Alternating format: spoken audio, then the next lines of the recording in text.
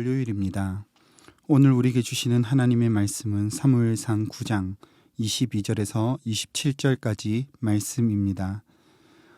사무엘이 사울과 그의 사환을 인도하여 객실로 들어가서 청언자 중 상석에 앉게 하였는데 객은 30명가량이었더라. 사무엘이 요리인에게 이르되 내가 내게 주며 내게 두라고 말한 그 부분을 가져오라.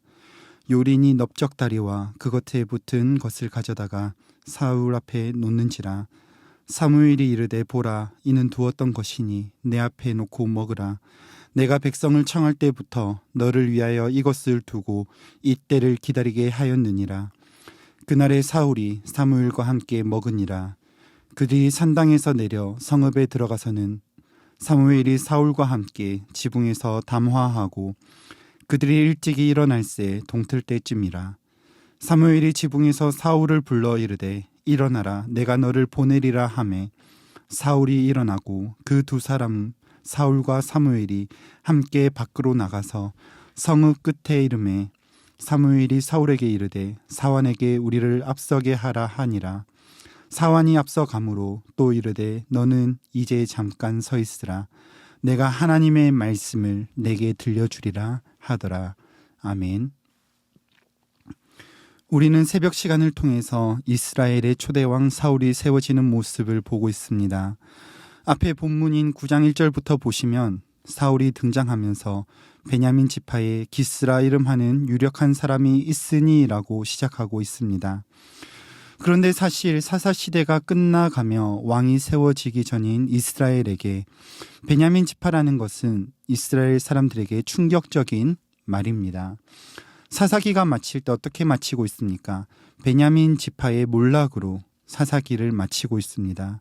물론 시간적인 순서대로 기록된 책은 아니지만 사사시대를 살아가고 있는 이스라엘 사람들에게 베냐민이라는 이름은 동족의 아픔이요 낙인이었습니다. 그런데 계속 진행되는 내용은 그들이 구하는 왕이 베냐민 지파라는 것을 말씀하고 있습니다. 그래서 본문 9장 20절에서 사울은 온 이스라엘이 사모하는 자 곧 왕으로 세움을 받은 이가 네가 아니냐라고 하는 말에 21절에서 이렇게 대답합니다. 나는 이스라엘 지파 중 가장 작은 베냐민 지파, 그 중에서 가장 작은 가족이라고 말합니다. 이것은 사울 자신의 겸손의 표현일 뿐만 아니라 실제로 베냐민 지파가 저지른 죄악 때문에 이렇게 말하고 있는 것입니다. 사울이 이렇게 자기의 지파와 자기의 가족에 대하여 말할 때 사무엘은 대답 대신에 사울을 식사의 자리에 초대하는 것으로 오늘 본문은 시작하고 있습니다. 그 식사의 자리를 22절에서 보여주는데 약 30명가량이 모여 있었습니다. 사무엘은 그 중에서 상석에 사울을 앉혔습니다. 이어지는 말씀에서는 상석에 앉힐 뿐만 아니라 요리사에게 구별해두라고 했던 특식을 사울에게 제공합니다. 24절에 보시면 그 부위가 넓적다리와 거기에 붙은 것이라고 말씀합니다. 이것은 제단 위에서 태워지고 아론 계열의 제사장들에게 돌아갈 몫이라고 레위기 7장에서 기록하고 있습니다. 사울이 이러한 제사장의 음식을 취했다는 것은 그가 제사장의 반열에 있다는 표현보다는 앞으로 장차 있을 계약에 대한 승인 의식으로 볼 수 있습니다. 이 계약은 앞으로 있을 왕으로 기름 부음을 받을 사울과 하나님과의 계약을 상징적으로 보여줍니다. 25절에서 사무엘은 사울과 함께 식사를 하고 대화를 합니다.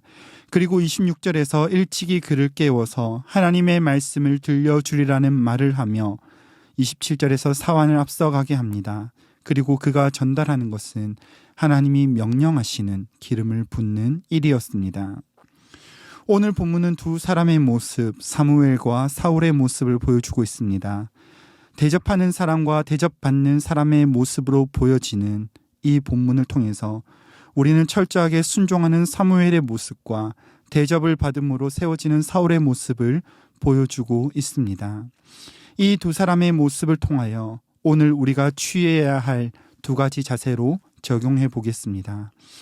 첫 번째로 우리는 마땅히 하나님의 말씀에 순종의 자세로 나아가야 합니다. 오늘 사무엘의 모습은 사울을 극진히 대접하는 모습이었습니다. 사무엘은 하나님의 말씀으로 하나님의 다스리심을 선포하는 선지자였습니다. 그를 통하여 말씀하시는 하나님은 이루셨고 다스리셨습니다. 그러나 사람들이 그에게 찾아와서 당신은 늙었고 당신의 아들들은 당신의 행위를 따르지 않습니다라고 했을 때 사무엘은 어떤 기분이었을까요? 사무엘이 하나님이 너희의 왕이시다라고 이야기했지만 듣지 않는 백성들을 보았을 때 사무엘은 종합적으로 마음이 참 속상했을 것입니다. 그러나 하나님께서 주신 사명을 가진 사람은 개인적인 감정에 얽매이는 사람이 아닙니다. 하나님께서 기름을 붓기로 말씀하시기에 사무엘은 자신의 마음과 환경에 휘둘리지 않고 일관되게 순종하는 자세로 사울을 대합니다. 이것이 하나님의 말씀을 받은 우리가 마땅히 해야 하는 자세입니다. 사람의 연약한 본성은 자신의 기준에 옳지 않다고 생각하면 하나님의 말씀보다 먼저 내 주관과 상식의 기준을 따릅니다. 온전하게 하나님의 말씀을 따르는 것 대신에 내가 원하는 것을 먼저 앞세웁니다. 그러나 사무엘은 하나님이 원하시는 것을 바라보고 깨닫고 그대로 행합니다. 그 모습이 사울을 극진히 대접하는 장면을 통해서 나타납니다. 이 모습을 통해서 성도님들께 도전합니다. 때로는 내 생각과 내 기준이 옳아 보여도 하나님이 하실 것을 믿음으로 바라보고 순종하는 저와 여러분이 되시기를 간절히 소망합니다. 하나님께서 일하시는 것을 바라볼 때 우리는 우리의 가치와 기준을 내려놓게 됩니다. 이것이 성경이 말씀하시는 순종입니다. 진정한 순종은 나의 옳음이 남아있지 않는 모습입니다. 하나님의 말씀 앞에 섰던 사무엘은 사울 앞에서 하나님의 옳으심으로 그를 극진히 대접하는 모습을 보여줍니다. 오늘을 살아가는 우리에게 나의 옳음 대신에 하나님의 옳음이 나타날 수 있다면 우리가 선 오늘 하루의 시간 가운데 하나님께 전심으로 순종함으로 하나님의 옳으심이 나타나는 오늘 하루 한날 되시기를 간절히 소망합니다. 두 번째로 우리가 살펴볼 것은 하나님께서는 우리를 세워주셨음을 기억해야 합니다. 오늘 사울은 사무엘의 초청 앞에서 그의 처지를 바르게 그리고 철저하게 이해하고 있습니다. 우리가 읽은 본문 바로 앞에서 사울은 자신의 지파와 자신의 가족에 대해서 말합니다. 고대 시족 사회에서는 이것이 중요한 위치였습니다. 어느 지파의 어느 가문인가가 사람들의 정체성을 결정하는데 매우 중요한 역할을 하였습니다. 사울은 베냐민 지파였습니다. 앞서 말씀드린 것처럼 베냐민 지파는 사사시대의 낙인이었습니다. 그런 작은 자신을 사무엘이 이스라엘을 사모하는 이가 다시 말해 보석과 같이 흠모하고 소유하고 싶어하는 왕으로 기름 부음을 받은 이가 당신이 아니냐고 높여주었을 때 그는 철저하게 나는 베냐민 지파라고 하는 자신의 위치를 기억했습니다. 오늘 우리에게도 사울과 같은 이런 모습이 필요합니다. 외인이요 나그네였던 우리를 주님은 자녀로 불러주셨고 그와 함께 더불어 먹게 하셨습니다. 우리와 함께 동행하시며 가장 영광스러운 예배의 자리로 우리를 초대하셨습니다. 우리의 노력과 힘이 아닌 오직 하나님의 부르심 때문에 우리는 그 부르심을 따라서 앉았으며 사울이 준비된 것을 먹고 마신 것처럼 풍성한 하나님의 은혜를 먹고 마시며 누리며 준비하신 은혜를 누리게 하셨습니다. 이러한 은혜는 사람의 준수함 때문이 아니었습니다. 하나님께서 세상의 기준에 따라 정말 흡족한 한 사람을 세우고자 하셨다면 베냐민 지파가 아니라 가장 탁월한 지파에 가장 명문 있는 아마도 에브라임이나 므낫세의 가문에서 뽑으셨을 것이지만 하나님은 자격이 없는 베냐민 지파에서 한 사람을 세워 왕으로 기름을 부으셨습니다. 하나님이 가장 아름다운 사람을 자신의 백성으로 삼기로 하셨다면 우리는 그의 기준에 부합하지 못한 채 기껏해야 성경에 등장하는 사울의 모습처럼 잃어버린 우리의 소유를 찾아 헤매는 인생을 살았을 것입니다. 그러나 하나님이 사울을 세우시고 기름을 부으신 것처럼 하나님 앞에서 철저하게 무너진 우리를 예수 그리스도 안에서 다시 일으키시고 자녀가 된 권세를 주심으로 그 은혜를 누리게 하셨습니다. 하나님이 세워주심을 기억할 때 우리는 더 이상 내 힘으로 살아간다라고 말할 수 없습니다. 그래서 정말 우리에게 필요한 것은 영적인 고소공포증입니다. 만약에 사울에게 이런 영적인 겸손한 자신의 높아진 지위에 대하여 백성들 앞에서는 담대하게 왕으로 그들을 다스리나 하나님 앞에서 영적인 고소공포증을 가지고 있었더라면 어떠했을까요?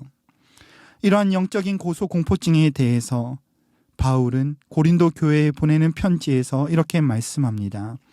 고린도전서 10장에 예수 그리스도 안에서 합하여 세례를 받은 자들, 곧 선택받은 자들에 대해서 그들 중에 선택을 받았다라고 말씀하시는 자들 중에 심판받은 자들을 예로 들면서 12절에서 선줄로 생각하는 자는 넘어질까 조심하라고 합니다. 우리가 알다시피 사울이 넘어진 것은 그의 나라, 그와 그의 나라가 세워졌다라고 생각했기 때문이었습니다. 그렇게 생각할 때 사울과 그의 나라가 무너졌다는 것을 성경은 기록하고 있습니다. 그러나 하나님이 세우셨습니다. 하나님이 하신 일입니다. 우리가 선 것이 아니라 그가 세우셨습니다라고 고백하며 나아갈 때 하나님은 그곳에서 온전하게 세우시는 분이심을 바라보게 됩니다. 바라기는 이 고백이 저와 여러분의 고백이 되기를 간절히 소망합니다. 말씀을 맺겠습니다. 오늘 사무엘의 모습을 보며 참된 하나님의 말씀에 순종하는 자세를 봅니다. 인간적인 속상함, 상황과 환경들은 말씀보다 내가 가진 지식들과 기준들을 앞서게 합니다. 그러나 온전히 하나님의 말씀에 순종하여 하나님의 오르심을 나타내는 사무엘의 모습을 봅니다. 바라기는 우리가 하나님의 말씀에 순종하여 하나님이 세우셨습니다. 하나님이 하셨습니다. 나는 사사시대의 베냐민 지파와 같이 영원한 죄인으로 낙인 찍혀야 하는 마땅한 사람이나 하나님이 행하실 것을 바라봅니다. 주님의 성령께서 나를 인도하여 주시옵소서. 이런 믿음의 고백으로 온전히 주님께 의탁하며 주께서 세우심을 기억하고 순종함으로 왕 되신 하나님 드러내는 오늘 하루 한날 되시기를 간절히 소망합니다. 기도하겠습니다.